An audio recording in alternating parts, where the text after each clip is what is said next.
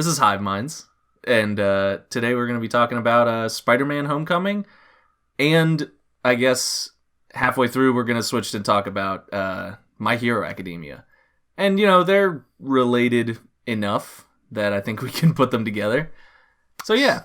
Yeah, it's true. I'm also pretty disappointed that you didn't introduce me. This is Colin. Thank you. And this is Patrick. We introduce each other now, well, I guess. Because somebody's got to. Okay. Anyway. So, last time was a while ago, and also you were breaking the formula a little bit. The formula that has existed for 2 episodes, where we assign each other a thing to watch. We've literally never done it. We're just kind of abandoning that original thing. Maybe we'll come back to it. If all 10 of Patrick's friends really want that, we'll put it in the comments and we'll do it. But yeah, for now we're just kind of talking about whatever we feel like talking about because no one controls me.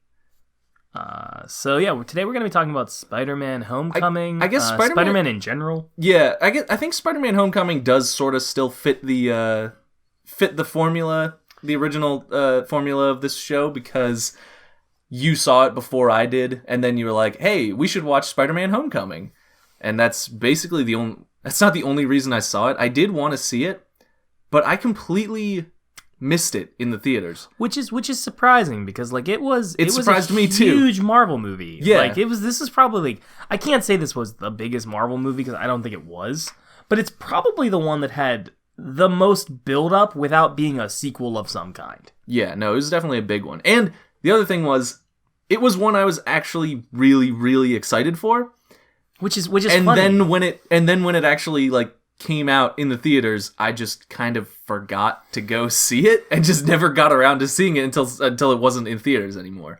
So I only just saw it a week ago, basically. Yeah, I went to Walmart and I bought it when I found out you haven't watched it up to that point. It's actually funny. You were saying you were excited for Spider-Man? I actually wasn't. You've been burned before by the other reboot? No. I don't really. This is gonna earn some hate from anyone who likes comics. I kind of don't like, or I didn't like, Spider-Man as a character for a really long time. Because in comics, more than any other comic character that I knew of, which is saying a lot, when I was reading Marvel at least, Spider-Man was the guy who was not allowed to change at all. Comics are kind of built on the idea of you tell a story and then everything goes back to how it was before, because then you can tell more stories, right? And there's never a conclusion. But Peter Parker's life is one of misery and torment, and it's all caused by Peter Parker. And he's been for years. He's just been stuck in that life because the comics aren't allowed to deviate from that. Peter doesn't really grow up. I mean, there was a period of time where he grew up, and then One More Day happened, and they were like, literally, the devil changed it, and you're like, oh, okay, and that really made me go you know what? That one character moment, the one moment where Peter Parker was like, all right, yeah, I'll make a deal with the devil. I was like, I'm not sure I like you anymore. I don't know that you're the hero. I don't know that maybe I never liked you. If this is how you were the whole time, maybe it's Mephisto. It's the devil. You're Spider-Man. You don't make a deal with the devil. Sorry, tangent. A little rant about the comic books, which as much as I am a fan of superheroes, I have not read all that many comic books. And as much as I'm a fan of superheroes, I've read a lot. Most of my comics knowledge, I've said this before, is just absorbed through you and my other friends who know a lot about comics. I just kind of absorb information from you guys and from what you guys have read. Sometimes it's better than reading them. Yeah. But so Homecoming, I was really excited for it. I think, and I guess you weren't because you're not a super big fan of Spider-Man in general, especially from the comics. I was very excited because I'm a huge fan of the old Sam Raimi Spider-Mans, 1 and 2, and, the controversial opinion, 3's okay. 3 is not horrendous. Okay, it's perfectly all right. I think. Is it all right? It's okay. Avenge me. We'll talk about that Wait, is that in 3 or 2? That's in 3, isn't it? Yeah, it is in 3. That's you're in right. 3. Yeah, of course it's in 3. What am I Avenge talking about? me! That's great. Yeah, okay. That's what it's all about. I mean, it kind of is. I'll grant you that. But Before we get ahead of ourselves. Yeah, so I was really excited. I was really excited about it because I like the old Sam Raimi movies, and also because Amazing Spider-Man 1 and 2, when Sony rebooted it and they're not involved in the Marvel Cinematic universe, those are just terrible. Amazing Spider-Man 1 and 2 are just the worse than Spider-Man 3. Both of those are worse than Spider-Man 3 by far, Amazing Spider-Man 1 was fine. I disagree completely. I thought it was fine. I didn't think it was good. I thought it was fine. It was serviceable. Amazing Spider-Man 2, I didn't see because of how Wait, you didn't see it? Because of how much hate everyone was giving it. And honestly, I looked at the trailers. Dude. I looked at the trailers and there was a point where I was like, yeah, this is going to be bad. And I was like, I'm not I think that was after Man of Steel and I was like, this ain't happening again. Dude, I had no idea that you hadn't seen it. No, man. It is an absolute train wreck, like DC movie level train wreck, like Man of Steel, fucking Batman v Superman level train wreck. That's what I think of it anyway. See, I hold that the Amazing Spider-Man 1 is not a great movie by any means, but it's really not a bad movie.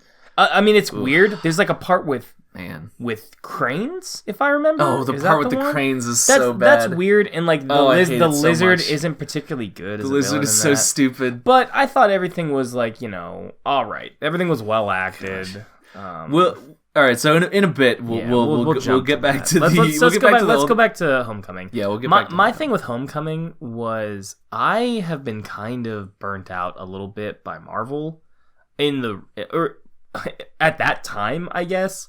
Where like a lot of Marvel movies were like, they're great, they're all good, I know, but every one of the all of them have this really they got like beat-in formula, yeah. Which is fine. I like formulas. Formulas work. There's a reason why people use formulas. But like, there is only so many times that I can watch Iron Man before I'm like, man, this is supposed to be Doctor Strange. But I was pleasantly surprised that Homecoming kind of is its own thing. I think Homecoming definitely veers off of the formula, at least somewhat. It veers off the formula in that it has a decent villain. Yeah, finally. for once. Oh, also, by the way, this goes without saying, spoilers. Yeah, we're just going to spoil pretty much everything we talk about. We're just going to spoil completely. But I guess before we do you like Spider-Man Homecoming? Yeah, I recommend it. And I do too, but I think we sort of mentioned that already, that we like Spider-Man Homecoming. Anyway, spoilers from here on out. So let's break this down. Really, what this whole podcast is about is us comparing the old Spider-Man with the new Spider-Man and cutting out the middle Spider-Man that no one cares about. Yeah, basically. So honestly, I think we should just get to it. Let's do a brief synopsis of the plot. Yeah. So Spider-Man Homecoming is the story of Peter Parker trying desperately to prove that he's ready to be a superhero when he's really not. Yeah, and they make this very clear throughout almost the entire movie that he isn't really ready. He's not as good as he will be, which is actually, I like it a lot better than how they do it in the Sam Raimi movies, where Spider-Man gets his powers. There's a couple brief scenes of him going like, whoa, what are all these powers I have? And then he shoots web on a rooftop. Uncle Ben dies, and then suddenly, boom, he's Spider-Man. He's amazing at everything, and he is as powerful as he gets throughout the entire rest of the movies, basically. Like, as the moment he puts on the suit, he is Spider-Man. He is Spider-Man. Yeah. This Spider-Man in Homecoming, totally not the case. Yeah. This takes place after his little cameo in Civil War, where even in Civil War, he's like a serious threat. Like, he's a force to be reckoned with. But we see in this movie, it very clearly establishes that he's not all that good at this yet. It shows him, it has a scene of him going and rescuing people and doing little friendly neighborhood spider things. Exactly. Friendly neighborhood spider things. Except he screws them up in little ways, but little important ways. Like, a guy steals a bike, he catches the guy who steals the bike, and then just is like, hey, is this someone's bike? And then he's like, okay, I don't know whose bike this is, so I'm just gonna leave it here with a note. And like, Spider-Man, come on, a pro hero would, one, not be worrying about that sort of thing, but like would know what to do. He sees a guy trying to break into a car, webs his hand to the handle, and it like hits his head on the door, and then everyone's like, this is his car. He's like, this is my car, Spider-Man, what's wrong with you? And the whole neighborhood's yelling at him, and he's like, I'm sorry, I screwed up. It really does set up the fact that this Spider-Man he's not the old pro that you see in comics. He's not a professional hero yet. He's a kid trying to figure it out, but he's also really earnest about like wanting to do this. Like, it also goes through great pains to show like Peter Parker is sacrificing basically his entire social life to be a hero, and people don't, the people who he's trying to impress don't really seem to care. Yeah, I mean, mostly Tony Stark is not impressed and doesn't really seem to be giving him like any attention for what he's doing. And it clearly, like, that's not the driving motivation in the movie. I mean, I guess Peter's trying to prove himself to Tony, like, that's the driving motivation to some extent. Yeah, he's trying to be an Avenger. But, like, in the background, we also have him trying to woo his love interest. Yeah, and that's a key Spider-Man thing, I think, is him having to struggle balancing his busy high school social life with being a hero. And failing. And always failing. Exactly. He has to fail at it. He has to always, one thing has to get the short straw, and it has to be the social life. That's part of what Spider-Man is about, at least in the movies. I don't know about the comics, but that's he has to give up. Part of what makes him a hero. Mm-hmm. Like Peter Parker's thing is that, like, Peter in this movie also does this. It shows that Peter's a genius. Peter is like super talented. If Peter wanted to, even without his like Spider-Man powers, he'd be somebody. He's smart enough to make a compound, like his webbing compound is like ridiculous. It's ingenious. It's super smart. And I think that's one of the things I hated in Amazing Spider-Man is I did not buy Andrew Garfield as genius Peter Parker, because he was like riding a skateboard and like being like, hey, I'm cool, Peter Parker. I take photographs. Yeah, I'm a picture taker. I do science and stuff. Yo, I'm Andrew Garfield. I'm cool. It's like, shut up. Give me dopey Tobey Maguire, man. Yeah. Dopey Tobey Maguire is perfect. This new kid is great. Is perfect as well. They're both perfect. We'll get into this. We'll get into this later, I'm sure. But I actually have this thing where I consider each of the actors that have played Spider-Man in recent times have nailed at like one part of it. Yeah. Like Tobey Maguire nails being nerdy Peter Parker, but he's kind of a shitty Spider-Man because Spider-Man's like quippy and fun, and he's a nerd. Awkward.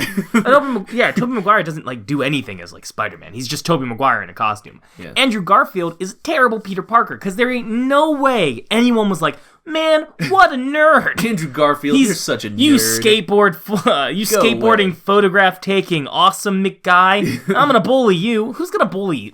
Come on.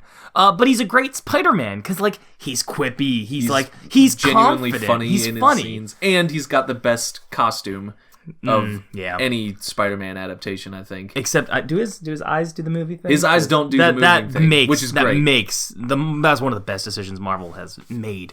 But Spider-Man in this is perfect because he does both, and he does both really well. So if you're watching it, I know you're not. You're great. You're Tom great, Holland. Tom Holland. He is a great. He definitely great Spider-Man. Does both roles well, which is a tough thing for a lot of superhero movies, where a lot of superhero movies they don't get the secret identity right, but they get the like Batman. Yeah. The Dark Knight. They nail Bruce Wayne, Christian Bale, great Bruce Wayne, fucking stupid, annoying, dumb Batman. Not great Batman for a lot of those. I mean, the fucking voice, Batman. Like, oh god, come on. But yeah, so the villain of the movie is also something to talk about because he's not garbage like every other Marvel villain. And that's Marvel villains are always just so unimpressively bad, and that's why they always die. They're not even. It's not even that they're bad. I guess they are bad because they're bland. Yeah, they're forgetful. They're very. They are always avenues for the heroes to shine, which is fine. But sometimes you want a little more. Yeah, sometimes you get that with Loki. Like you get Loki has a real character, but like I'm talking about Thor because Thor I think has the worst villain in all of the Marvel universe, Malekith, the dark elf. The dark elf who just has absolutely zero personality. I mean, no motivation beyond I am evil and I want to do thing. There's Stone from Iron Man 1 who's also like honestly we could be here all day talking about the Marvel villains and why they're boring. But the point is, Vulture's actually pretty good. Not only is Vulture good, but he's a character. He's an actual character. He's a character. He's got personality. He's funny. He has motivation beyond just being evil. It's actually really interesting to see the kind of. I see Homecoming as kind of like a millennial superhero. Spider-Man's a young millennial. He's all tech savvy and stuff. And here's his villain, Vulture, who's sort of an old world, older conservative. Like, I gotta take care of my family, and I'll do whatever I have to do to get that done. And he's actually an interesting villain. He has motivation, and he's also got a code. I think the thing I liked most about Vulture is at the end of the movie, somebody comes up to him and is like, "Hey, I heard you know who Spider-Man is," and he's like, "Nope, don't know it," and he's clearly gonna go kill Peter Parker when he gets the chance. Yeah, but he's not ratting him out. Mm-hmm. He's not going with the because if he wanted to, that kid's life is gone right there. He could have him killed. He wants to do it himself. But that's character I can appreciate on the Vulture. And also the Vulture has, I don't know about you, but the twist with Vulture is, I think, the only time there has been a twist in a Marvel movie that I was completely surprised by. I did not see that coming at all. Did you? I did see that coming. Like completely. You were like, oh, when did you say predict it? Were you like, oh, that's Liz's dad? When they say they go into the school. There's two criminals in the school, and they say, "What would the boss say about us being here?" And I was like, he has to be. He's involved with somebody in the school. Who are the characters that are involved in the school? Peter would know the kid's dad. It has to be Liz. Jeez. I wasn't even thinking about it at that point, honestly. I was like, what would the boss say about us being here? I was like, yeah, it is weird that you're in a school. Because I was already saying, like, yeah, this is super creepy. Why are these two adults in She school? also wasn't Mary Jane, so I was looking for a reason why she couldn't be the real love interest. So I mean, I was kind of biased on that because I was like, she's not Mary Jane. Mary Jane's a love interest, unless you're going with Gwen Stacy, but she's still not Gwen Stacy. And also, Gwen Stacy doesn't seem to be here in this it doesn't movie. look like Gwen. It doesn't seem like Gwen Stacy's going to exist. That's fine. Gwen Stacy's fine. They did Gwen Stacy in the Amazing Spider-Man movies, and it did not work out. Have you seen the death scene? No. Holy shit! It is. It's almost comical how over comical? the top. Shut up. Literally, she dies instead of dying on a bridge like a sensible movie would have these sort of things happen. It happens in a cartoon bell tower that looks like gothic and dark and like haunted and shit. She falls down. Peter shoots his webbing down, and no joke, it goes to super slow-mo, and the web that he shot grows a little hand and reaches out for her. It grows its little web tendrils turn into a little hand, a little cartoon hand, and reaches for her. And then she, the brutal crack. It's oh my god, it's so terrible. Anyway, we're not talking about Amazing Spider-Man, but we are. He breaks her neck. Yeah, does that happen in that? It's different. He doesn't in the comics, right? He grabs her leg and then her neck snaps. It snaps her neck. Yeah, in this he grabs her around the waist and her back breaks. Oh, which is like equally brutal. Oh my god. Anyway, Amazing Spider-Man's terrible, but we were talking about the twist. I guess good for you for noticing the twist. I completely did not see it coming, and I thought that was like. I mean, it's a brilliant. I was amazed by it. I was like, what? did something just happen in a Marvel movie that I did not see coming? That's amazing. Like I was amazed by that. I'll say this: if I wasn't looking for a twist, like if I didn't think like minute that I was like, "That's not Mary Jane," there's a twist, I wouldn't have gotten it. See, I wasn't like, I never thought about the fact that she wasn't Mary Jane. I was like, I guess they're just saving Mary Jane for later. But I pegged the lady at the lunch table as Mary Jane. Oh, really? Like, which is really weird because that's, I mean, going into comics, Michelle. That's nothing like Mary Jane. No, and it's not even the right name. Yeah. Her name is Michelle. But it's still. But you know, that's Mary Jane. Yeah, well, they show that at the end. Where she's like, "Call me MJ" or whatever. Yeah, I was like, oh, okay, but I pegged her because I was like, that's the character that likes Peter. Oh yeah. So has to be something going on. But yeah, I would say that honestly, that's probably the thing that makes this movie, in my opinion, better than almost all of the Marvel movies. Is Vulture? Yeah, the villain's awesome.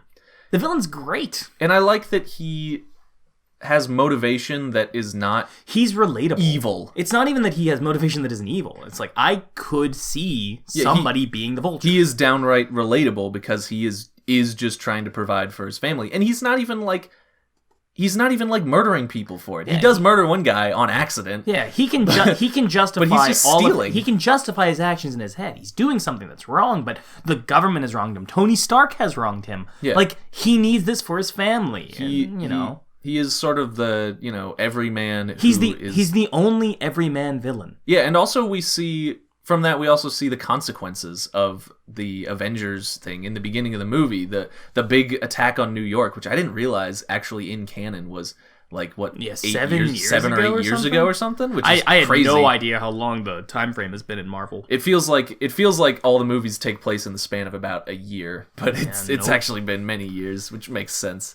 But they show that he has been screwed by the government, screwed by all the superheroes and the supervillains, and like he has nowhere else to turn, so he he takes his last option, which is to turn to crime, and you can understand that. It is kind of weird that he just happens to have a guy on his crew of construction workers who's like, if only I had more of this stuff, I could make things that defy physics. Like, how? Why? And also, why are you just working as a construction worker? You're a super genius. Yeah, like, this guy's actually insanely smart. But, I mean, whatever. That's a little logical leap that I can forgive. Yeah, I mean, it's really not a big deal. But yeah, the movie does a lot of great things. It even has some great supporting characters. Like, he's only in it for a minute, but Childish Gambino's in this. Oh, yeah. Donald Glover, and he's fantastic. Also, he's the Prowler, I think. Yeah, he's definitely the Prowler because he specifically... I only know this, again, through... Not through you or my other friends who know comics, but just through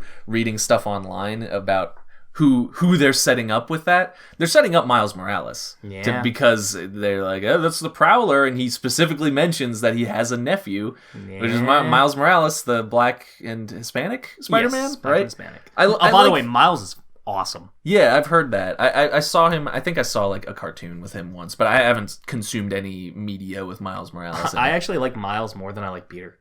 I think that's a common sentiment, actually. I think people are kind of bored with Peter Parker these days, and they like the new guy. But I don't know.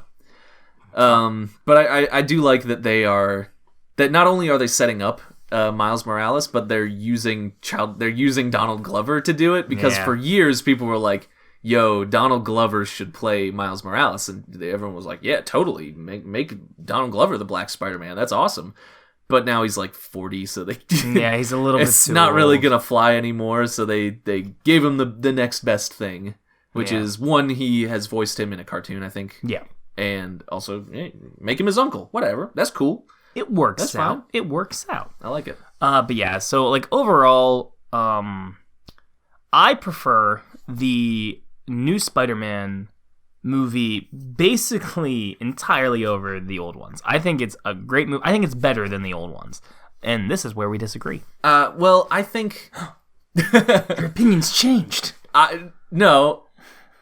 It's hard to say, because I think a lot of my affection for the old Sam Raimi Spider-Man 1 and 2 is rose-tinted glasses. It's a lot of it is nostalgia, because I grew up with those movies. I watched them a lot as a kid, but also it's semi-ironic because Tobey Maguire is such a goof, and those movies are so wonderfully goofy, and I genuinely love that. That's not ironic, I guess, liking that, but consider looking at that as like a super positive quality and being like, dude, those movies are amazing. There's a part where, you know, Spider-Man does a goofy dance in front of a store, or a scene, or the line where he's like, oh, I was in the neighborhood. I took 2 buses and a cab to get in the neighborhood, but it's like all that goofy shit. I can't get enough of it. That what's very I think what's interesting about the differences between these two movies and the two Spider-Mans is it really shows a difference in time. Like Sam Raimi clearly loved Spider-Man, and he clearly wanted to make a movie about the Spider-Man he grew up with in the 50s. Mm-hmm. That movie, well, whatever. He's not that old. I mean, 50s, 60s, 70s. I don't know age. I use old Sam yeah, Raimi whatever. is. I mean, I use 50s, but whatever. But he was paying tribute to that time of Spider-Man. So the Spider-Man he made is that time. It's the nerd. It's the really nerdy Peter Parker. Yeah, and it's like early 2000s, but it feels like the plot is from like 30 years before that. Yeah, like it feels like the Fonz could walk in and kick the jukebox. And I think as dated as that makes the movies feel, there's nothing wrong with that sort of classic movie feel, because we've got all these new movies that feel so slick and cool, but they also, like we've talked about before, they feel formulaic. Yeah. You feel like you feel like, yeah, I've seen this before. This is just what new movies are like now. That kind of older feeling is also its own sort of formula, I guess, but it's not one that we're as familiar with nowadays. And I think the old Spider-Man, I don't have any evidence to back any of this up. This is just sort of a feeling that I have with those old movies. But they feel like they're out of a different time. But because I guess they are, because I mean, they are. The real MCU didn't get started until like 5 or 6 years later or something, maybe even probably more than that. But it was a while before the actual 2008, I think is. But I would also say that those Spider-Man movies were so successful. They are kind of what restarted. I think they were one of the biggest things in starting up the modern obsession with superhero movies. I'll agree with you, but I think X-Men there were other things during that time, but none of them were as big as Spider-Man 2. X-Men, I don't know. Actually, I don't know box office. X-Men 2 was pretty big. I don't know box office numbers specifically, but I'm willing to bet money that the X-Men 1 and 2 were not nearly as successful as Spider-Man 1 and 2. Not nearly? I am almost positive of that. We can look that up. Yeah, actually. we'll look that up. I'm going to look that up right now, actually. Yeah. You might be right, but I'm not positive. Like I'm pretty sure X-Men 2 did pretty all right at the box office. I think it was critically acclaimed as well. I don't know if it was as critically acclaimed as Spider-Man 2, but it definitely, if you're pointing at movies that had an influence on superhero movies, it was one of them. Anyway, we looked it up, and I was right. X-Men and X2 are less than Spider-Man and Spider-Man 2 by almost double. That said, they still did really well. Gargantuan amount. Like it was like 400 million. 400 million, I think, for X2, which versus 800 million for Spider-Man. We are talking. This is also early 2000s, so like that's even kind of more impressive. But you're not wrong. Spider-Man was a big part of it, but you can't discredit like X-Men. No, I'm not saying X-Men was huge. I'm not saying X-Men didn't have any sort of impact. But I'm saying if you could credit one movie, it would be Spider-Man. Well, I would argue that stylistically, movies have more to do with X-Men than they do with the original Spider-Man. The original Spider-Man's tone and things did not carry over. X-Men's did. I disagree with that. Oh, You ever watch X-Men 1 recently? Yeah. It sucks. Yeah. It's garbage. But it was also the movie that was like, let's take this thing but make it modern. Spider-Man wasn't that. See, exactly. And that's why I dislike X-Men. That's fine. Versus Spider-Man. And also, I don't think that's what the new movies are like. I don't think that's what the MCU is like. I think that's what DC is like. DC, they were like, Dark Knight and stuff, they were like, let's take this superhero stuff, but cut out all the goofy fun stuff and just make it serious. Fuck you. It's a superhero movie. I want it to be fun and silly, which is exactly what Spider-Man 1 and 2 are, and is exactly what the MCU movies are. But X-Men also has fun and silly stuff. Oh, but I mean, they deliberately poke fun at the fun, goofy elements of the comics in X-Men 1. They put them in boring gray jumpsuits, and then are like, "What would you prefer? Yellow spandex?" Yes, I would prefer yellow spandex, in fact. Would I put Spider-Man in a fucking gray suit? Oh, wait, Spider-Man 3. Would I change Spider-Man to be dark and gritty? Fuck no, that'd be stupid. That's why I don't hate the X-Men movies, but I say that they, especially X2, has not aged half as well as people think it did. It really does not hold up, and X-Men 1 especially does not hold up for a million reasons. But I think that rejection of the fun side of comics is a huge reason why I don't like those movies as much, and a huge reason why I think Spider-Man 1 and 2 are fucking brilliant, because they take that goofy, fun side of comics and they make it a focus. They're like, this is what comics are about. Comics are supposed to be fun. I'll concede. I mean, I'll concede that X-Men's theme. I think you're right. Looking back, I think I was wrong, but I also don't think Spider-Man had much of an influence on the way the Marvel films are made today. You don't think so? No.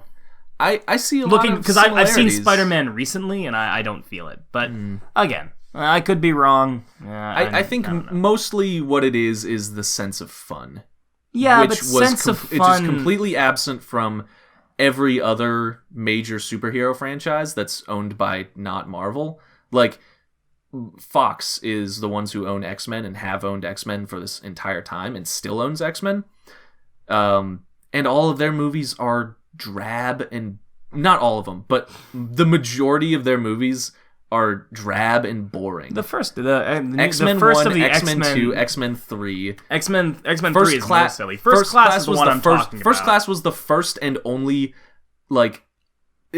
First Class, I think, is the only X-Men movie... Oh, no, Logan. Logan exists. But Logan also is exactly against what you're saying. No, Logan is 100% what I'm... Logan is incredibly serious. Yeah, exactly. That agrees with what I'm saying. No, what you're saying is that it doesn't work. But Logan works amazingly well. It's the one but only because it had that build up in that serious universe. If you threw Logan into like the Marvel universe with a movie like Logan, people would be like, "The fuck is this?" I disagree. I don't think you're just wrong. But fuck. I don't think Logan works because of all the shit X-Men movies. Logan works because you've had this insane amount of build up. Because you know these characters. And it's because Wolverine is the only good character from those movies. Charles Xavier? He's fine. Okay. Yeah, I mean, I'm sure no emotional connection He's hardly in half of them. No. The Charles Xavier that's in Logan is only in 1 and 2. Mm-hmm. And Days of Future Past. Yeah, and Days of Future Past. He's not in First Class. He's in 3. He dies in the beginning. He's in 3 for like 5 minutes. Still there. He's in 3 for 5 minutes. That doesn't count. It counts. And he's not in Apocalypse, which is garbage. I haven't seen it. Apocalypse is hilariously bad. He's not in First Class. He's not in First Class. That's half of them that he's not in. Exactly what I said. But I mean, Hugh Jackman is in all those movies. Wolverine is in all of those. Yeah, but he's in there for a cameo of 5 minutes. So Wolverine is also the main character of all the ones he's in. What I'm saying is that... Is he the main character too? Absolutely. I'm actually trying to remember. No. I'm not debating. He's 100% the main character of the original trilogy. I agree with. He's definitely the main character of 1 and 3. 2 is almost entirely about him. Is it about Weapon X? Yeah. Okay. It's almost entirely about Weapon X. I'm trying to remember. I'm trying to remember all of it too. It's not that good. It's got the good. It's got that great moment of Magneto tapping his head, which is probably the most perfect Magneto, probably one of the most perfect X-Men things that ever happens in any of those movies. But anyway, to go back to my original point, what I was saying is that Marvel is the only one that is doing the fun side of comic books still, whereas X-Men is completely not doing that, and DC is trying and failing to do that. They started out super grim and serious, and now they're like, uh-oh, Grim and Serious was terrible. I guess we'll make it fun now, and that's not working either. Yeah. So they're just completely dropping the ball. I don't know what the hell X-Men is doing from here on out. I mean, like Logan. Honestly, the franchise should just end with Logan because he's the only character anyone gives two shits about, and now he's dead. Hold on, so what about Cyclops? Yeah, everyone's favorite. They're Jean Grey. Jean Grey. Wow, everybody loves them from the movies, except how they were hardly in fucking. I like Beast. God. Beast is cool. No, you're. I liked when Kelsey Grammer played Beast. Yeah. Now we're just ripping off Funhouse. Now it's all come full circle. Oh my god. But yeah, I mean, I can agree with you. But Marvel is the only company that really does the fun part. And that's, but I still don't think that. I don't think that's them being like, yeah, Spider-Man did it, so we'll do it. Well, no, obviously they're not going. Okay.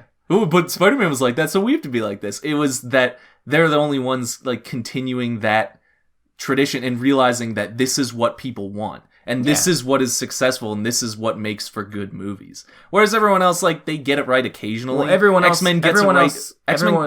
looked at The Dark Knight. Right. They looked at The Dark Knight and were like, we should do that. We should be all serious and stuff like that. X-Men gets it right half the time. They got it right with Logan. Half. They got it right with First Class. Arguably, they got it sort of right with The Wolverine. We even forgot to mention those X-Men Origins Wolverine and the Wolverine has an entire trilogy all to himself, which really is more important than all the... Well, no. I mean, the thing that's important in Logan is the relationship that he has with Charles Xavier. Yeah, which is only explored in X-Men 2. 2, yeah. Well, no, it's an X-Men 1 a little bit. It's set up in X-Men 1, goes to X-Men 2. X-Men 3, Charles dies because of the Phoenix, which, oh boy. We could do an entire episode on everything that's wrong with those fucking X-Men. The timeline, movies. Just going on the timeline. The timeline in that movie is actually impossible. No, First Class, they just retcon it. They're just they're like, these were 3, bad. That's just not how it happened. Whatever, we don't care. Apocalypse, we should watch Apocalypse sometimes because, like I said, it is hilariously bad. But anyway, X-Men is doing serious, and they got it right half the time, I guess, if that even. I think what's great about Marvel, is that it doesn't. It's not like it's not serious. That's the thing that makes Marvel work. It's that they have serious and fun. They can do both. Yeah, and that's what's important. Like that's what a comic is. A comic is fun and silly. But also will make you feel something. Yeah, and say that they're formulaic all you want because they are. Yeah. Doctor Strange, I think, was the one where I most was kind of getting tired of the formula. Yeah, that was one of the only ones where I was like, this is a really cool concept and really cool stuff is going on, but I am kind of bored because I'm seeing the gears, I'm seeing the machinery inside. It's too obvious the formula that they're working off of here, and it doesn't ruin the movie, but it definitely doesn't help it. It takes away the magic. It takes away when you're looking at the machine, you're not looking at the movie. And another thing that you get from Spider-Man Homecoming is Spider-Man actually being a hero, being someone who helps people and someone who sacrifices part of himself to do this because he doesn't have to. And that's an important thing about Peter Parker. I mean, speaking of which, Peter really is the guy who just doesn't know what he's doing. And wouldn't it be super convenient if there was some kind of school, some kind of academy that would for be Peter Parker, where you could learn to be a hero? That would be really convenient. If only there was some story you could call it dealt with that. UA for I don't know why. For My Hero Academia. Oh, wow! It all makes sense now. Hold on, why is it called UA? I don't know. Does that stand for anything? Probably. I mean, something Academy, I imagine. Are we just dumb, or is it not explained? It's probably explained. But I'll be honest, I'm bad with names anyways, and I don't care. All right, I guess we're talking about Hero Academia. That was actually a pretty good segue. This is the best segue I could think of. That's not bad. I set you up a little bit for it. I was like, Spider-Man, he's a hero, and nothing is nobler than self-sacrifice, which is something that All Might says when Deku's doing... Anyway, we're talking about Hero Academia now? My Hero Academia? And again, spoilers are on the table. I doubt we'll get very spoilery. Should we talk manga spoilers? I think we need to. Yeah, I think so. People who only watch the anime... You're fine. Anime... Do we know where the anime has ended? I think the anime is done for now. They've finished their second season. And I think they ended... with the fight between All Might and Bakugo and Deku. The final exam. Yeah. Like Volume 7 or something. Which I think is before the school trip, right? Okay. Just making sure I've got the timeline. So we'll try to keep things. We'll try if it comes up. We'll just talk about it in general at first. Yeah, but we'll put up spoiler warnings in case we dive off into it. Yeah, once we start talking about manga and stuff that is past where the anime is now, we'll say that we're gonna talk about that. So yeah. So Night Eye, huh?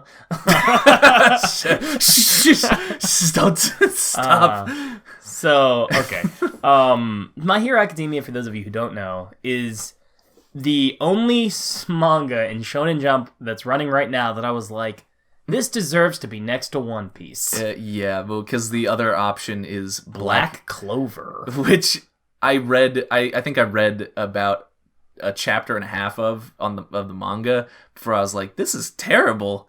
I can't keep reading this. And just like, nope, never going back to that. That's what everyone says. I haven't actually read it, but I've heard bad things. But My Hero Academia really is the new hotness in manga.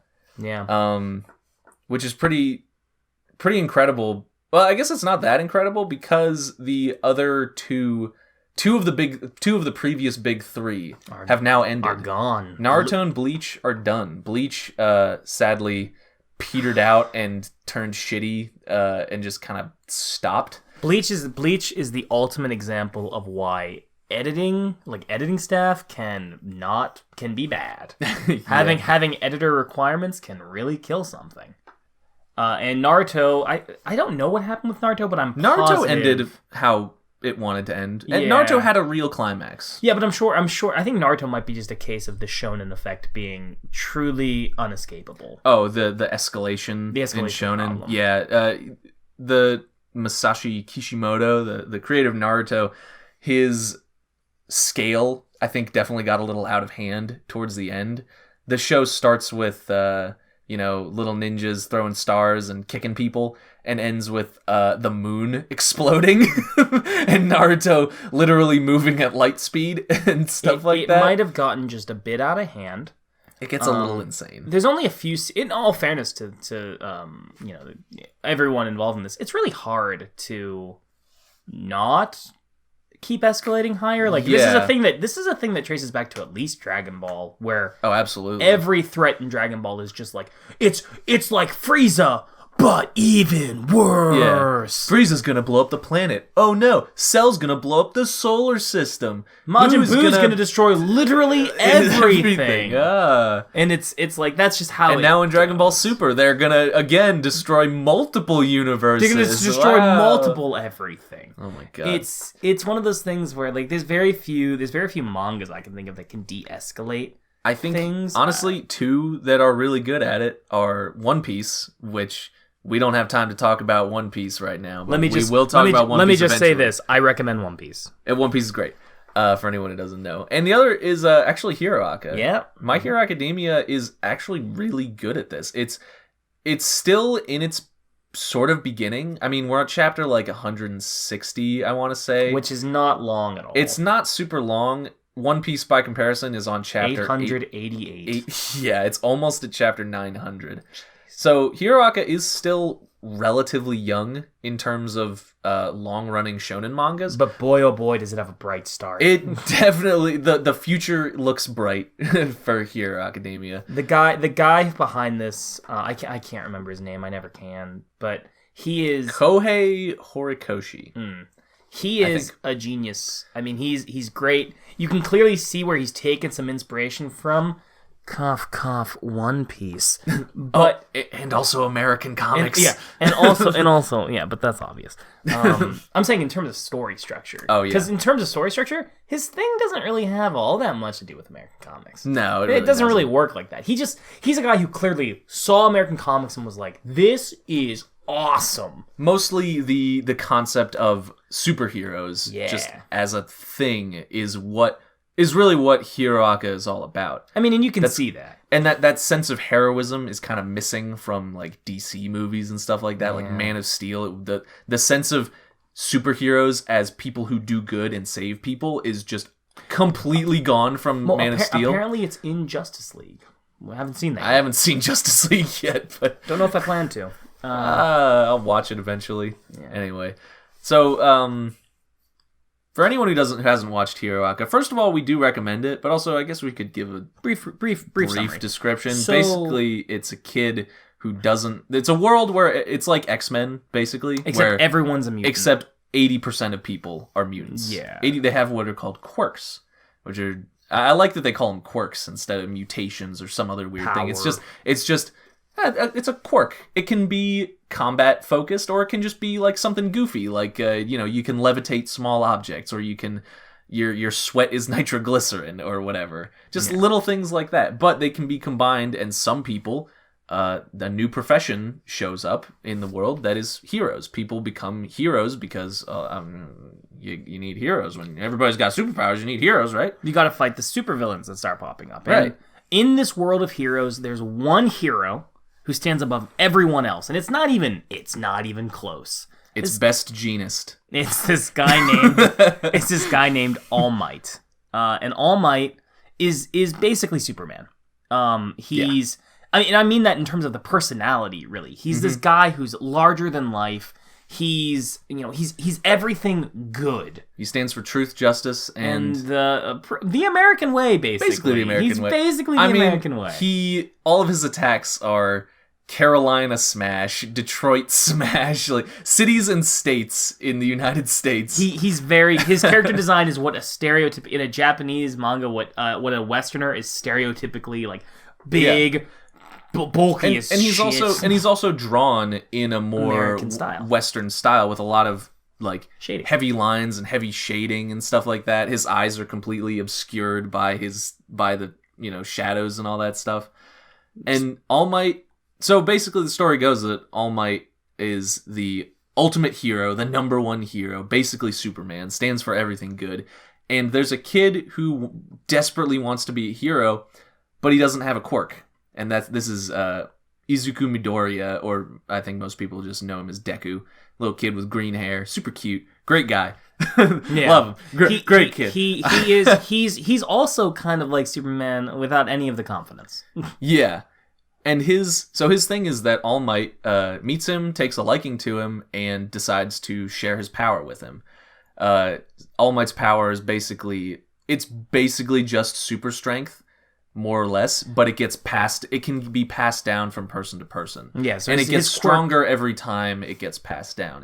You get all the power of everyone who's had it before you. It's called All for One. No, One for All.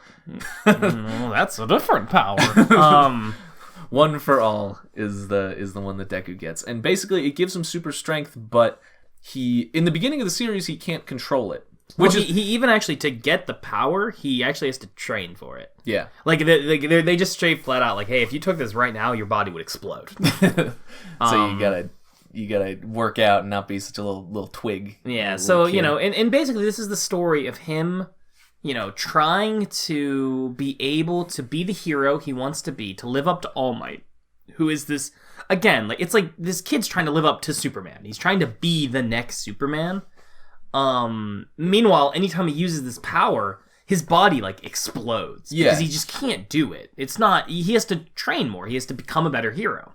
And this is all in the very beginning of the series. This is like chapter 3. Yeah, chapter 3, or since honestly, this is I don't know if this is a controversial opinion. I think a lot of people think this actually. The pacing of season 1 of Hero Aka anime is pretty bad, honestly. I don't know if you've watched it. No. I actually watched it before I started reading it. If you're just getting into it, give it time, because the anime starts off way too slow. I mean, you said this is like chapter 3. That's like it's like episode 4 of the of the anime, which is pretty way too slow. It takes him like 4 episodes to get to the big fight with the robot. I think that comes out. They do a chapter per episode. I think it's about a chapter per episode. 5 or 6 episodes. Yeah, from what I can pretty tell. Slow. Well, yeah, because volume 3 is where you get into the fight with Nomu.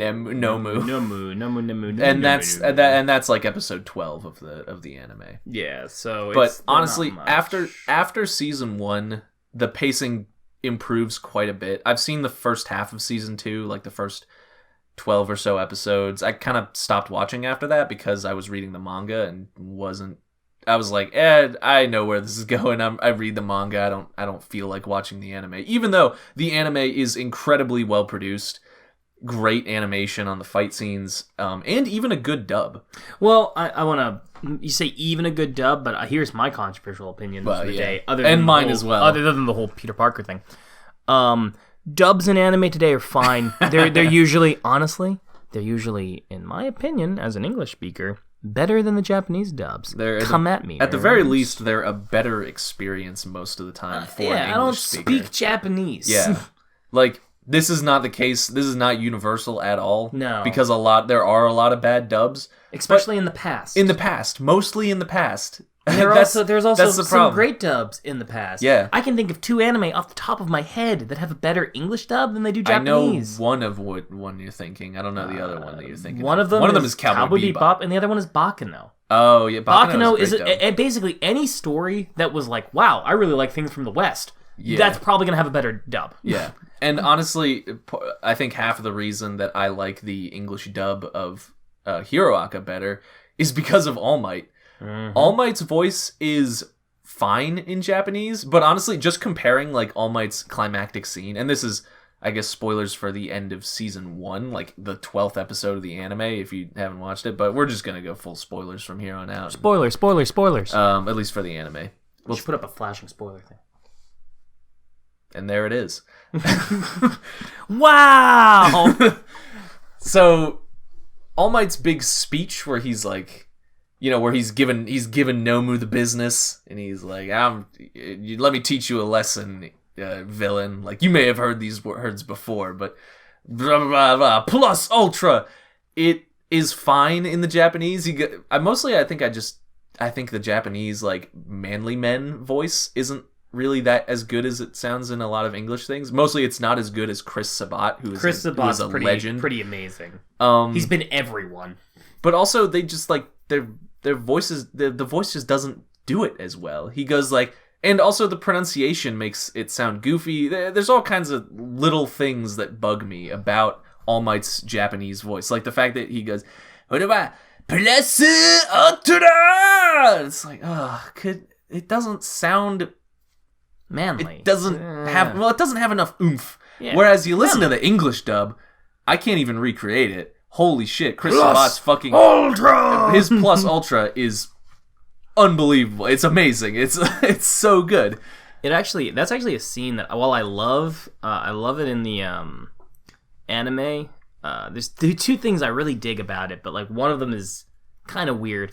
I love the fact that the speech he's giving is equal parts a speech he's giving to the villain, but it's also a speech he's giving to the kids that are there watching. Yeah. He's like, this is what a hero is. Look at this awesomeness. Yeah. But I prefer the manga for that because in the anime they make it this really big drawn out fight. Yeah. It's like a 2-minute fight, which is an awesome fight. One where physics stop making any sort of sense. Oh, absolutely. But, look at the backgrounds and you cannot miss it. he punches him into the ground and then grabs the big bad guy's arm, and then suddenly they're like 200 feet in the air, and he throws him into the ground again. How did you get up there, All Might? It doesn't matter, but I have one friend who actually was like, I'm getting sick watching this. I'm suffering. Like, there's a buddy of mine who was like, I'm getting motion sickness, and I don't know why.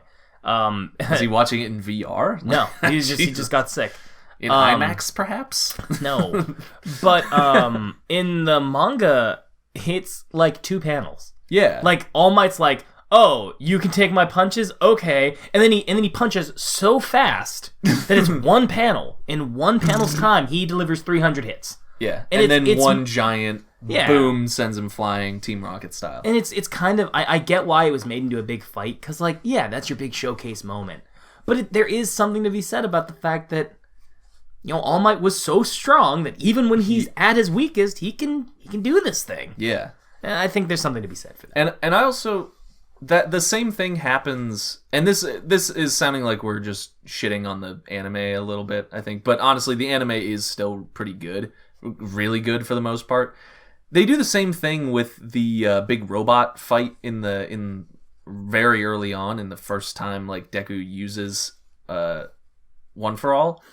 I am never going to get them completely straight in my head. I'm always going to accidentally say one or the other. But yeah, the part where he jumps up to defend the one who some people say is best girl, and they're wrong. Uraraka is not best girl.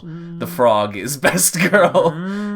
Okay, yes, I'm frog not girl gonna- is best girl. Anyway, the scene where he jumps up to save her and smashes the robot. It's a great scene in the anime, but it's like, again, it's like 2 minutes long. It's 1 page in the manga. He sees her, he goes, I have to save her. One tiny shot of him jumping up, boom, big punch, and then Broken arm. back down. And in the anime, it's this big drawn out thing. That's like a good scene, but it's like, when you do that for like every major moment in the series, it kills the pacing. It also takes away the fact that like this thing is huge. It takes away the fact of how powerful this stuff is. If a fight that takes 30 seconds is gonna be, it shows something versus a fight that takes 2 minutes. Like, there's something to be said about a short fight where it's like, look at how overwhelmingly strong these guys are. Yeah. When you stretch it out, it's like, you still get that feel, but, it's less impressive. It's stretched. It's the same amount of feeling, just stretched out over a longer duration, so it doesn't have the same punch. Yeah, punch. One punch. And man. Oh, we talking about One Punch Man now? No, 131 pages on that chapter today, guys. Oh my Crazy. God. That's like a Great whole, stuff. That's like a whole book. I mean, yeah, it's like almost an entire physical volume of manga. It was fantastic. It was great. Anyway, we're talking about Hero Academia. I think here's a big thing. One of the things that I really love about Hiroaka, and specifically about Deku, at least in the beginning, is that it's like what we talked about with Spider-Man, where his powers come at a personal cost to him, in that he fucking destroys his body every time he uses his powers. So he has to have a good reason to use them. Yeah. Whereas you look at, I don't know, Man of Steel or whatever, Superman, he's invincible and he just uses his powers to blow shit up. And like, nothing he ever does comes at any personal cost. It never seems like he even wants to save people. He just kind of does it because he like has to, I guess. I mean, there's scenes in Batman v Superman where he's like rescuing people and like saving them from like a rocket ship, or like bringing help to people who are stranded in a flood. He looks miserable. Yeah. He looks sad, and he looks pissed off that he has to help these fucking people. I think there was a quote. That the actor who plays Superman, Henry Cavill, I think his name is. I hate everything. He was like, they asked him what his favorite part about the Justice League movie was, and he's like, I'm so glad that I can play a Superman who can smile. Yeah. And it's because like, the Superman who is angry and pissed off all the time isn't Superman. Is terrible. And you compare that to All Might, who is a better Superman than Superman, because what? He's a better Superman than movie. Yeah, Superman. that's what I'm saying. Okay. No, that's what I meant. I don't mean he's a better Superman than the real Superman. I mean he's a better Superman than this movie Superman that we have in the modern cinematic universe. Which you agree with me on that, right? He's way better. All Might encapsulates sacrifice. Yeah. All Might is all about sacrifice. Because he is also in the same sort of situation as Deku, in that he can't use his overwhelming power without hurting himself, and he has hard limits on it, on how much he can use it, and it comes again at a cost to him. Yeah, due to an alteration with a certain villain, All Might is is basically dying. At the very least, he's losing his power. Yeah, I think that's a combination of being injured and also from passing the power along. Yeah. I think the power does transfer slowly. I'm not 100% sure. He passes his powers on, but not just because he likes Deku, but because it's his time is up. Yeah, like he knows its time. He knows that his era, the era of All Might, is coming to an end. Close. Yeah, which I think we can get into manga spoilers now. Well, before we do that, a more general talk, just a little bit more. The other thing that My Hero does super well, I'd say above just about everyone else, except for One Piece, its cast of characters is fantastic. We can't go on without talking about it. You care about basically all of the students. There's some you don't. Tail Guy's cool. Tail Guy doesn't really Invisible get a whole lot Girl to do. is cool. I like him. I think Invisible Girl's kind of a meme. People love her because she's funny. There's a lot of fun theories about Invisible Girl if you look online. I don't believe them. No, you haven't seen I trust her. But it doesn't matter. But like the cast of characters in My Hero is great. Let's just talk about the main ones everyone's gonna know. I mean, the main ones are Deku, All Might, Bakugo, Todoroki.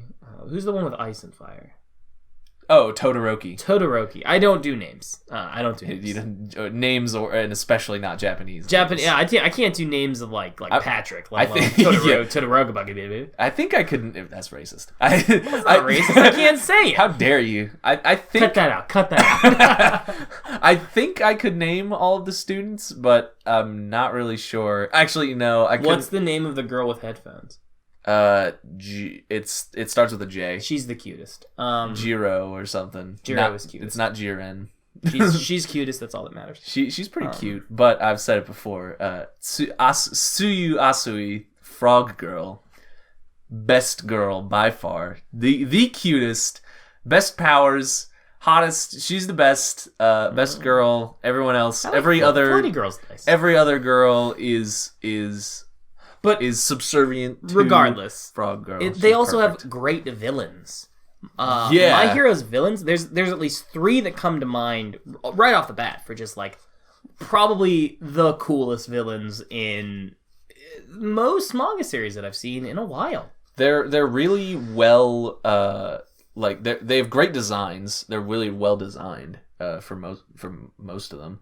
They have interesting / mysterious motivations, which works for a long-running series like this, because the ones you know, and the ones who you're not sure what they're fighting for is like, okay, that's a mystery, and it'll be revealed eventually. It's okay to not know everything about them from the outset, which is not something that you can say for Marvel villains who are just kind of bad and don't really have good motivations. It's not okay to leave those as a mystery. It's also one of those things where My Hero is pretty good. It takes a page, and I've said this before. It takes a page out of One Piece's dictionary, where it's really good at like showing you a villain and being like, wow, this guy's evil. Like Doflamingo's so evil. Mm-hmm. How did he? I could never relate to this guy. And then it goes, you're like, well, wait, hold on. Look at this thing that happened, and you're like, oh wow, that kind of explains it. Like there's a villain in particular, the last one. Overhaul, whose entire thing is like, now we are into manga spoilers. Manga spoilers. Manga spoilers. But like, there's a villain Overhaul whose entire thing is like, you can't. He's a terrible person. Mm-hmm. You will not like him. But when you see his backstory and his motivation, you can understand how he got to this point. You don't like him, you still hate him. But you understand him, and that's, you gotta understand your villain. Or if you don't understand your villain, you gotta kind of do a Joker thing, where it's like, we might not know how you got here, but we know exactly what you want. Mm-hmm. And we kind of know why you want it. Yeah. And that's important. We don't need to know your past, we don't need to know all that. Yeah. We just need to know why you do this, and with the how dedicated you are to what you're doing. Yeah. That's really good. I'm not going to spoil Overhaul unless you want to. Nah. He's cool. His design isn't as cool as everyone else, though. Yeah, honestly, that's probably the one powers are awesome. thing that Overhaul is lacking, is a cool design. He's just kind of a dude with a mask. Dude with a mask and a weird coat. He's got a bird mask. Actually, I think that was one of my biggest gripes with the current arc, is that all the villains look really lame. They're not supervillains. Yeah. Superheroes are cool because they wear cool costumes, but you know who else needs to kind of be there to make them not look ridiculous? The supervillains. Yeah, which they had supervillains in all the previous arcs. I mean, you know, you could argue some of them. Like, what's her name is a schoolgirl. Her costume. Yeah, I mean, one girl is like, your costume is a schoolgirl. Another guy, muscular. His supervillain outfit is a fucking wife beater. But you've also got the other cool ones, like the black hole guy, who just has a cool, weird outfit, but also his body is that weird smoky black mist and cool yellow eyes. What's his name? Really cool. The main villain has like hands all over his body. Yeah, which, God, like, what the hell is up with those? I don't know, but it's still a costume. It's a costume, but I mean that's the idea. I mean, it's a supervillain costume. A nice thing about these things is you can easily identify these villains. Like you know, they look cool. And I think that's also another sort of thing that is it's not lacking in the early stuff in the manga or in the anime, because it's just they haven't gotten around to it yet. But once all the heroes like get their costumes, that helps so much. Like it really improves things a lot. It makes all the heroes feel like they're actual superheroes. They're heroes, which is what you want. But again, there's also other times, like in the school trip arc, where they're caught off guard and they don't have their costumes. And maybe in that moment they're not meant to seem like heroes. They're just supposed to be scared kids who are taken off guard by the villains suddenly attacking. But it's a little disappointing to not have the fun costumes for an entire arc. An entire pretty substantial arc. Yeah, and I mean, like that can be really a bummer. Like you know, a superhero. It's not a deal breaker, but a superhero series, really is, you know, in part defined by their costume. Yeah. But yeah, like there are great villains in Hero. Stein is one that immediately comes. Stain. God damn. I can't do it. Well, I think one of the online translations has his name as Stein. That's probably, even though I think it is supposed to be Stain. He's probably, in terms of just like interesting villains, he's probably the one that's like, Stain is actually a pretty fascinating villain, because he's a villain who's entirely defined by the concept of heroes. Yeah. Right? I mean, his whole thing is he's Stain the hero killer, but his entire motivation is that he thinks that current heroes are phonies and they're only doing it for money and profit, and that they're not being heroes for the right reasons. And he's not wrong. He's not. Like, most of the heroes you see are doing that. And the other thing is Deku is one of the exceptions. All Might is the ultimate exception. That All Might is doing this purely because he can, and because it's the right thing to do. All Might's the only one who he's like, the only one who gets to kill me is All Might. Yeah. He's the only one who deserves it. He's the only true hero. Yeah. But when he sees Deku, when he sees Fire and Ice Guy, he kind of gets them dead to rights. Yeah. And Accelerator. And Keemstar. Yeah, Keemstar. He has them dead to rights, and he doesn't kill Deku or Fire and Ice Guy because he's like, you guys are heroes. Yeah. You guys need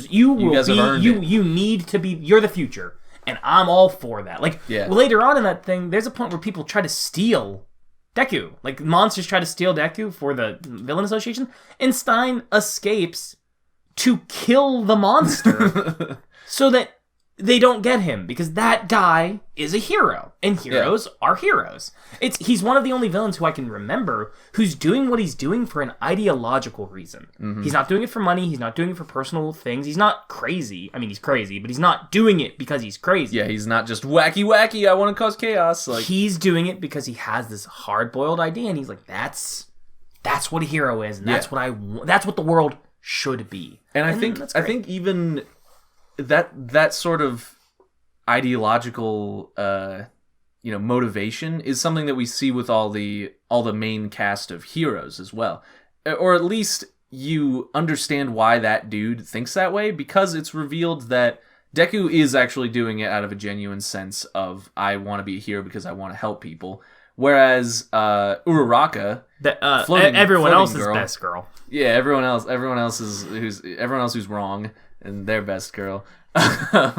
She is legitimately just doing it for the money, and not because she's greedy. She wants to take care of her parents, and it's all it's all well and good. It's never. You're never made to feel like she's a bad person for this either. No, like it goes out of the story goes out of its way to be like, no, she's a good person. Like but should she be a hero?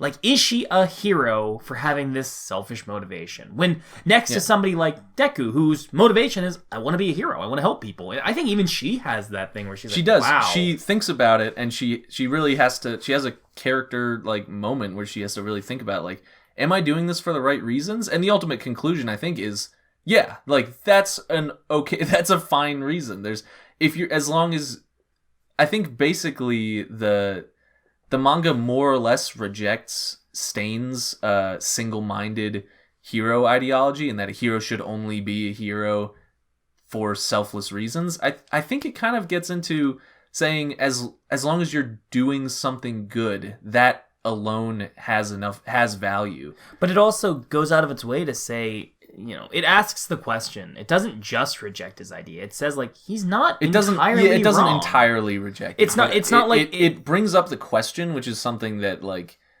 not a lot of superhero stuff does. Yeah, I mean, usually, especially like American comics, it's like you're a hero because you're a hero. Yeah, or because usually you're a hero because you had something tragic happen to you in the backstory.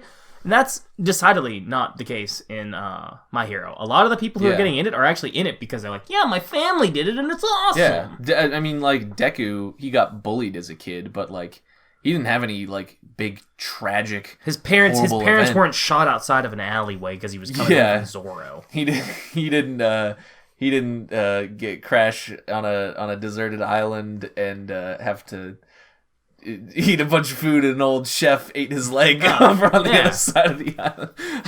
You said tragic backstory, and I immediately thought of One Piece. I can't help it. We're gonna read One Piece. Yeah, that's the message we're getting across here. But yeah, so what else to talk about with Hero? I mean, there's a lot we could talk about with Hero. It really is.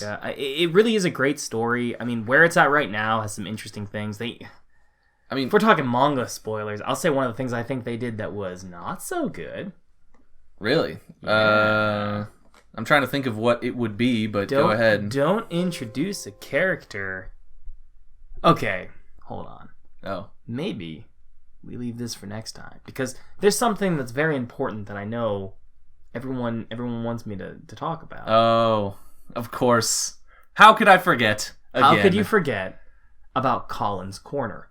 Now, I'd love if you make some jingle or something. It'd be amazing. Colin's Corner. Colin's Corner.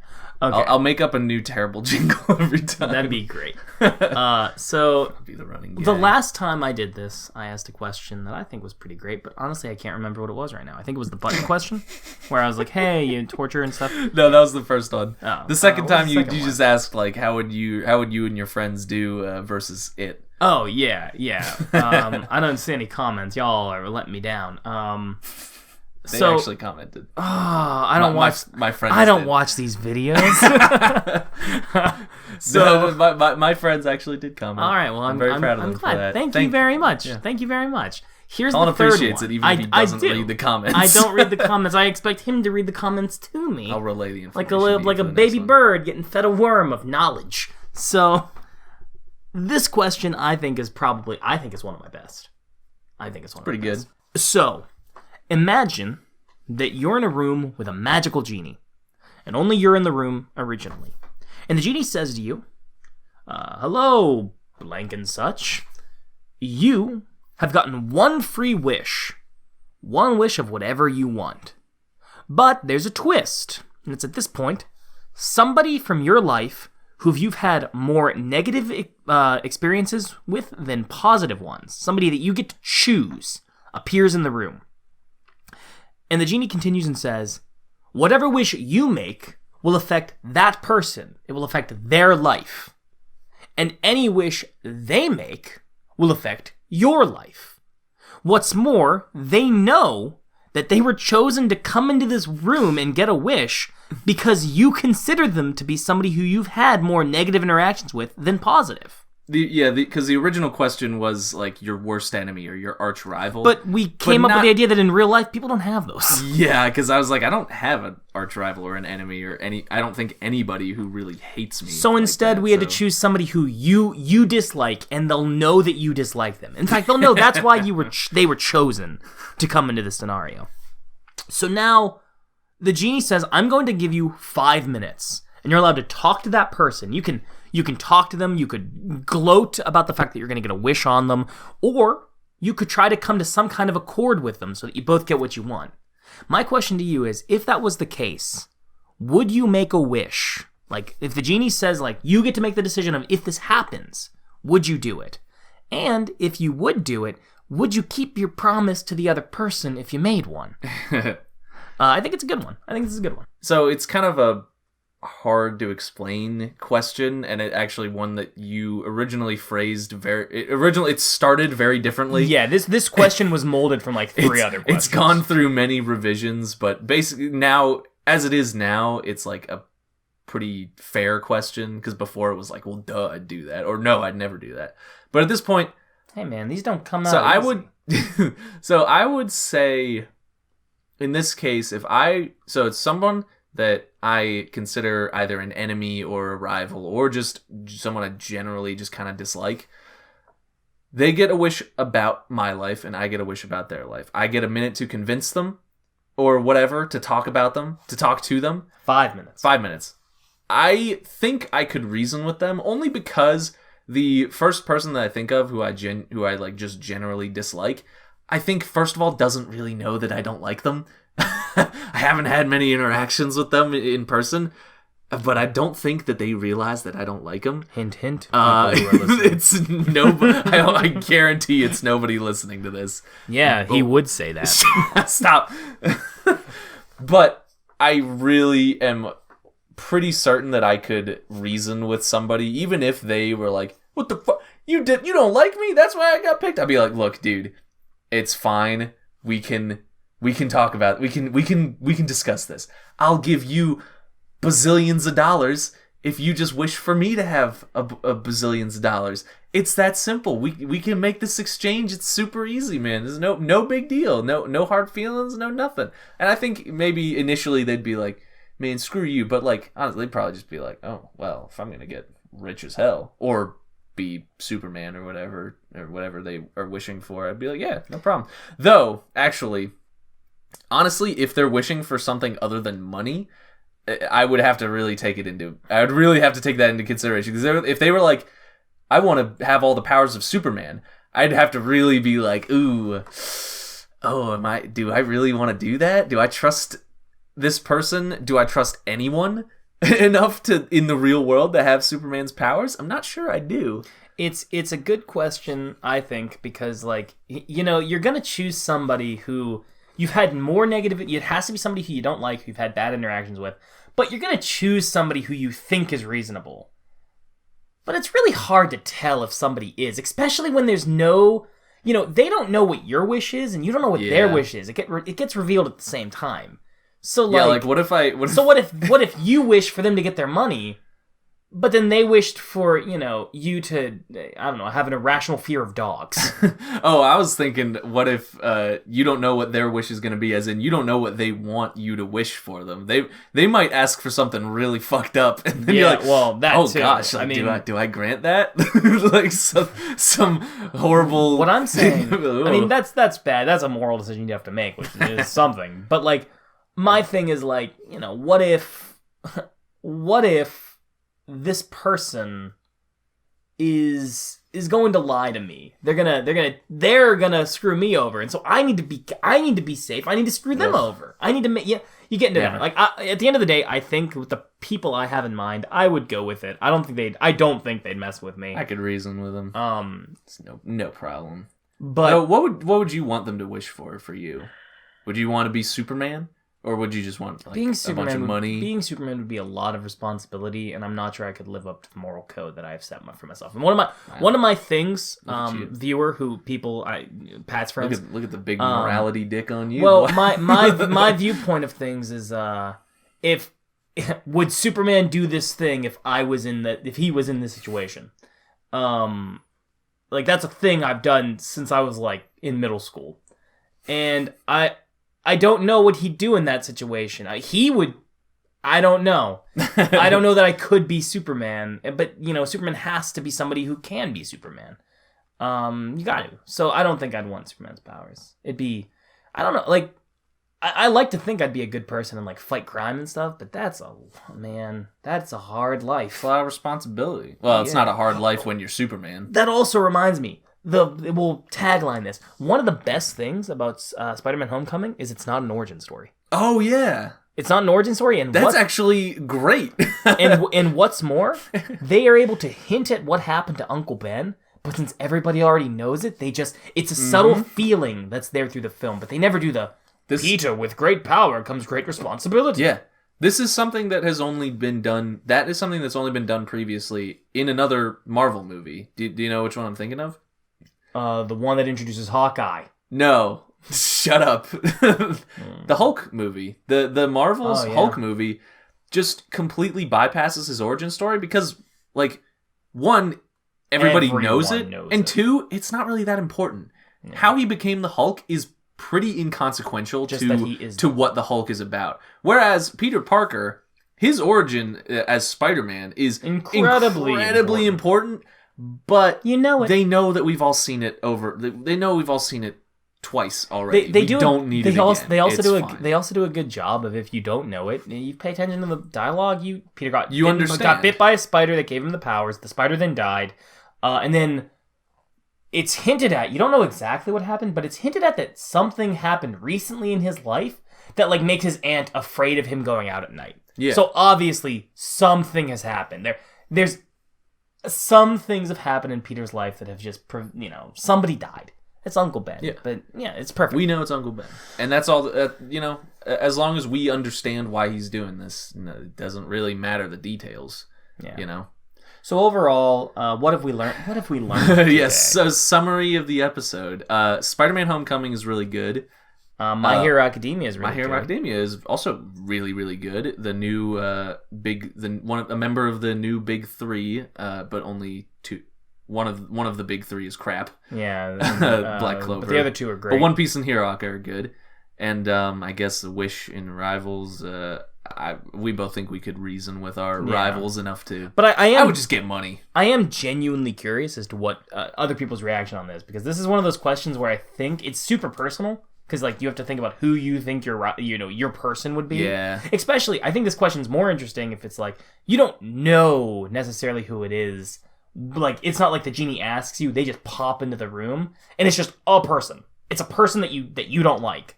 Because that would make it... There's a few people that I just couldn't trust, that I know would do things that would make me have to be like, well, this is off the table. Yeah.